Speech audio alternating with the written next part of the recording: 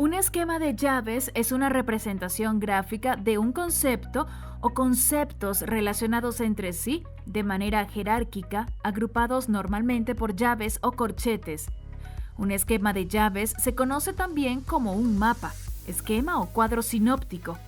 En este tipo de representaciones se busca relacionar un concepto principal o primario con ideas complementarias que a su vez explican el tema principal, ayudando a su comprensión.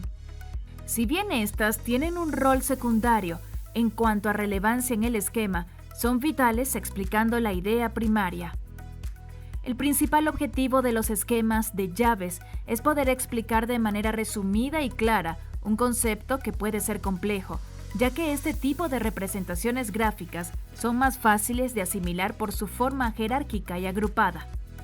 Adicionalmente, los cuadros sinópticos son una gran herramienta de estudio para aprender temas nuevos, debido a que sintetizan en conceptos claves determinado contenido. Características de un esquema de llaves. Algunas de las características a tener en cuenta a la hora de crear un esquema de llaves o mapa sinóptico son: elementos agrupadores. Una de las características principales de los esquemas de llaves es que tienen algún tipo de elemento agrupador para sus ideas o conceptos que van dando importancia y relevancia a los componentes que explican al tema principal. Tipos de esquemas. Los esquemas de llaves tienen elementos agrupadores de varios tipos, por ejemplo, pueden ser llaves o corchetes, de tipo satelital, de flechas o líneas, diagramas de flujo o recuadros conceptuales. El tipo de esquema a realizar depende mucho de la información que se quiera resumir, pues hay cierto tipo de contenido que puede ser explicado más fácilmente con un tipo de esquema u otro. Orden de distribución.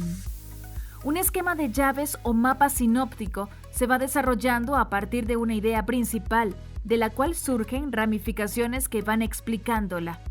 Según el tipo de gráfico que se use, el diagrama puede leerse de izquierda a derecha o de arriba hacia abajo. Sin embargo, hay tipos de esquemas que pueden leerse en otro orden. Información sintetizada. Es importante resaltar que la esencia de los esquemas de llaves es resumir un tema o concepto complejo de manera gráfica, ayudando así a que éste se entienda de forma sencilla, rápida y simple, evitando una larga explicación escrita. Jerarquía de la información.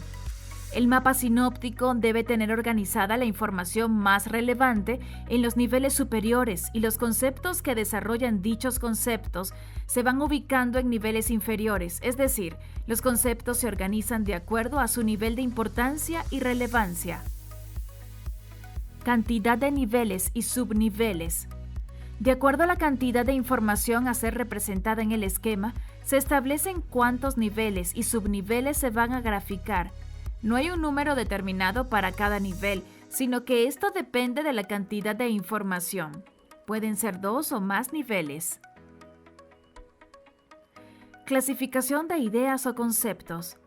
Las ideas a ser incluidas en un esquema de llaves se consideran como primarias y secundarias o complementarias, basándose en la relación que tengan con el tema principal a ser expuesto. ¿Cómo se hace un esquema de llaves? Como primer paso para elaborar un esquema de llaves, se debe tener claro el tema principal, pues finalmente es este el que será explicado en el mapa sinóptico.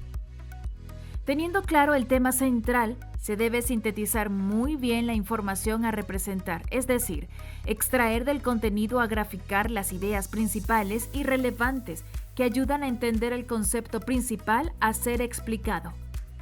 Una vez conocidos el tema principal y las ideas relevantes, se organizan jerárquicamente todos estos elementos, logrando establecer así los niveles y subniveles de relevancia a ser representados en el esquema.